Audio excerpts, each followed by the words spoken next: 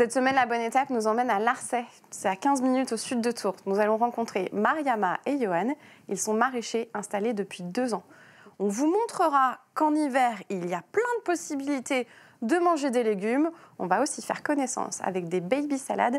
Ce sera le tour de main de la semaine. Comment refaire un semis chez vous, à la maison. Pour l'heure, il m'a donné rendez-vous dans une parcelle de poireaux. Bien entendu, la star des légumes d'hiver. Allez, c'est parti, je vous emmène.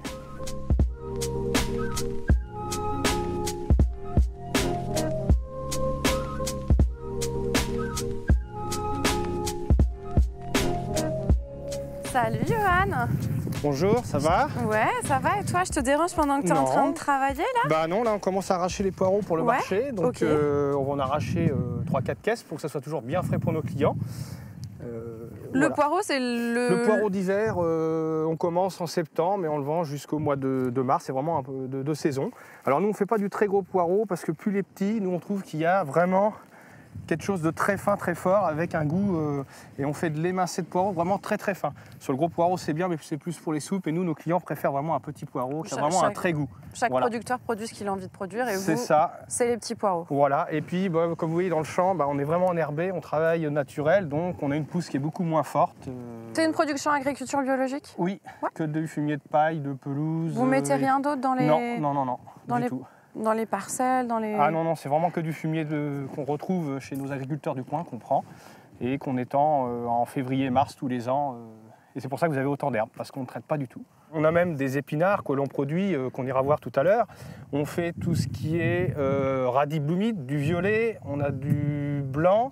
Voilà, tu m'as parlé d'un truc intéressant, tu m'as parlé des épinards. On va les voir? Oui, on va aller voir ça. Est-ce que je me laisse mon poireau ou je le prends avec moi?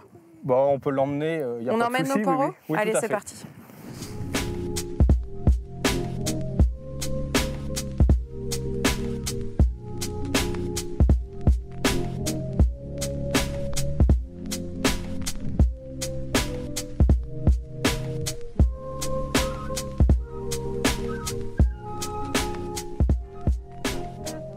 C'est des épinards? Oui. J'avais jamais vu une plantation d'épinards. J'ai l'air ridicule, mais je pense que je ne suis pas toute seule. Je pense que certains téléspectateurs n'auront jamais vu une plantation d'épinards. Là, c'est la fin de la saison, donc là, on en a beaucoup et là, il n'y en a plus. Tu as eu un souci dans ton... Non, parce qu'on sème en plusieurs fois. On commence les premiers semis en septembre, après on en fait en octobre, décembre et janvier.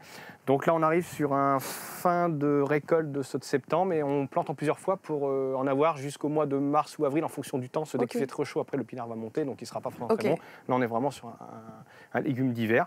Je suis nulle en calcul. Combien de temps ça prend C'est quoi à la base? C'est une graine? Oui, faut à peu près, c'est une petite graine qu'on sème à la volée. On prépare notre terrain, on ratisse un petit peu et on roule légèrement. Et après, on fait un arrosage toujours humide 2-3 fois par semaine, sous tunnel, parce qu'on a un peu plus de chaleur que du plein champ. Et ce qui nous évite de désherber pour avoir le moins d'herbe possible pour ramasser nos épinards. Je vais vous montrer, je vous donne la petite paire de ciseaux qui est très facile.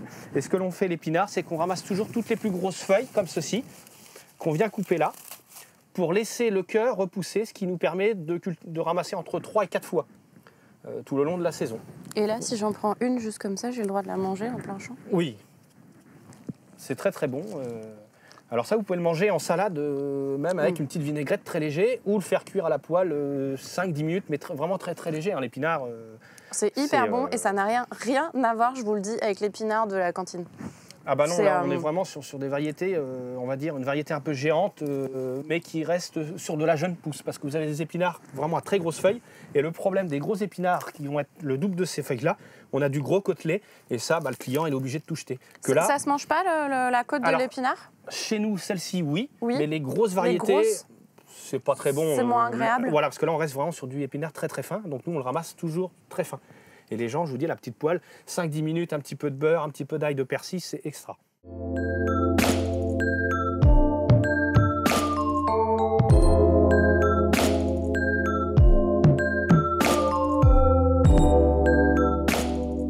On parle un petit peu du réchauffement climatique. Cet arbre est magnifique et on a l'odeur, mais c'est pas normal d'avoir une avancée comme ça de la végétation à cette époque-ci. Alors l'amandier, oui. Par contre, tout ce qui va être abricotier, pêcher, et on a quelques poiriers qui commencent à arriver, et là, c'est pas normal parce qu'on est quand même en plein hiver, et si on a du gel, malheureusement, on risque de perdre encore une récolte. Et on peut mettre des bougies anti-gel, mais ça ne fait pas le job à 100% au jour d'aujourd'hui. Donc, il faudrait qu'on ait du froid de plus en plus tous les ans. C'est récurrent toutes ces années de plus en plus. Et on perd les volumes, donc ça veut dire perdre du chiffre d'affaires. C'est un peu compliqué. Et on a moins de fruits à proposer à nos clients. Vu qu'on est 100% local, ça pose quand même de problèmes de plus en plus, quoi. Bon, on souhaite, on croise les doigts. On déstresse à partir de quel moment? Les seins de glace? C'est le 11, 12, 13? Oui, c'est ça, voilà, les dernières gelées de début mai. Si le fruit est déjà formé, on peut dire que la récolte est sauvée, disons, ou à moins d'avoir de la grêle. Mais bon, ça, c'est encore un autre discours, on va dire. Mais globalement, oui, c'est là où on sera confiant pour la saison, pour récolter, pour que nos clients puissent avoir des bons fruits de saison tout le long de l'année, quoi, disons. Tu parlais de discours... On a compris cette problématique, tu parlais de discours, on a nos copines qui sont en train de causer depuis tout à l'heure. Vous avez cette parcelle avec des poules. Pourquoi vous avez mis des poules ici? Ça sert à quoi? Alors les poules nous servent à manger tous les petits insectes, parce que vu que nous on ne traite pas, ce qui permet que les arbres, on ait moins de maladies naturellement. On met des petites coquilles d'œufs aussi pour les pêcher. Et naturellement, vu qu'ils vont manger, ils vont faire tout ce qui est déchets naturels, donc ça va enrichir nos sols. Donc pour les fruitiers, ça va amener de l'humus naturel toute l'année, quoi. Alors, la fiente des poules amène de l'humus et les coquilles d'œufs, ça sert à quoi? Tu dis, tu amènes les coquilles d'œufs? On met ça pour éviter la cloque de tout ce qui est pêché, de ces choses-là. Ok, ça évite les maladies. C'est une astuce toute naturelle qui marche très bien. Bon, voilà. L'astuce est donnée. On recycle tout. L'astuce est donnée. Si vous avez des coquilles d'œufs et un verger avec des arbres fruitiers, vous mettez les coquilles d'œufs au pied de vos arbres fruitiers. Voilà, ou suspendues dedans. Ou suspendues dedans, ça fait de la déco. Voilà. On a vu ici une partie de ton exploitation. Elle fait combien en tout ton exploitation? En tout, on a 2 hectares. 2 hectares. Et ici, tu as combien? Là, on a 1,5 hectare à peu près. Et sur l'autre partie, on a 5000 m² avec les serres où on fait les semis et tout ça. On va faire des semis? Oui. On va rencontrer ta femme? Parce qu'elle fait partie de l'aventure aussi. Oui, tout à fait. Et elle va m'apprendre à faire des semis? C'est ça. Ouais, j'ai hâte.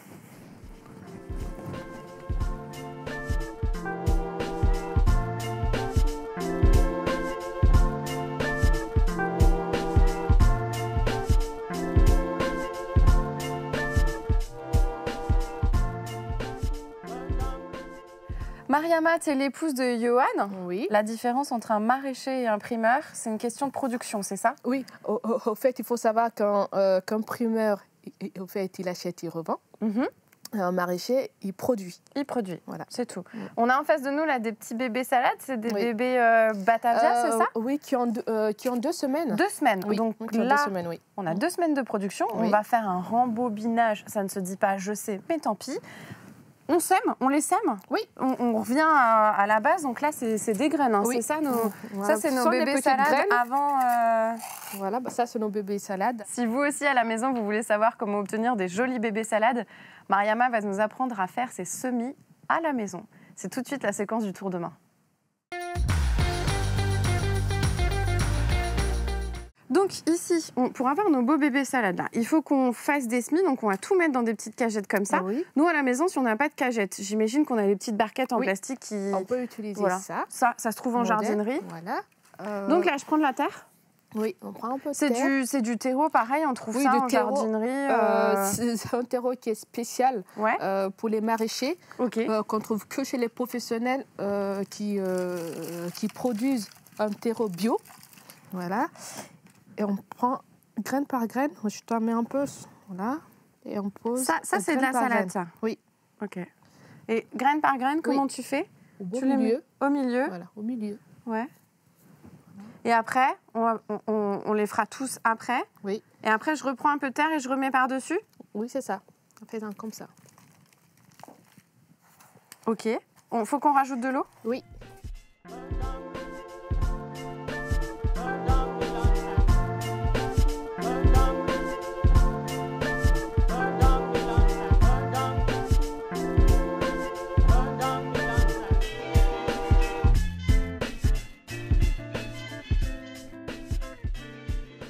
Ça sent super bon, la Mariama. C'est des plantations d'agrumes que vous avez? Oui. En fait, on a dédié une serre rien que pour nos agrumes. Donc, on a plusieurs variétés. On a des clémentines. Clémentine juste ici. Voilà, on a du citron.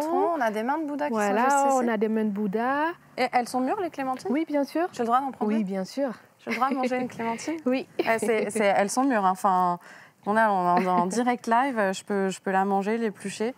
Ça sent super bon. On rappelle que ici c'est une serre, ça aide. C'est pas un chauffage automatique. Non. C'est des bâches et vous chauffez. Oui. C'est le soleil. Oui, oui. Vous ne chauffez rien en fait. Non, il se passe rien. En fait, voilà, bon, on ne chauffe pas. Et, au fait, il n'y a que la serre qui sert de chauffage, en fait. Donc, il n'y a aucun chauffage. On laisse vraiment la nature faire des choses. Donc, voilà. C'est magnifique et ça sent vraiment très, très bon.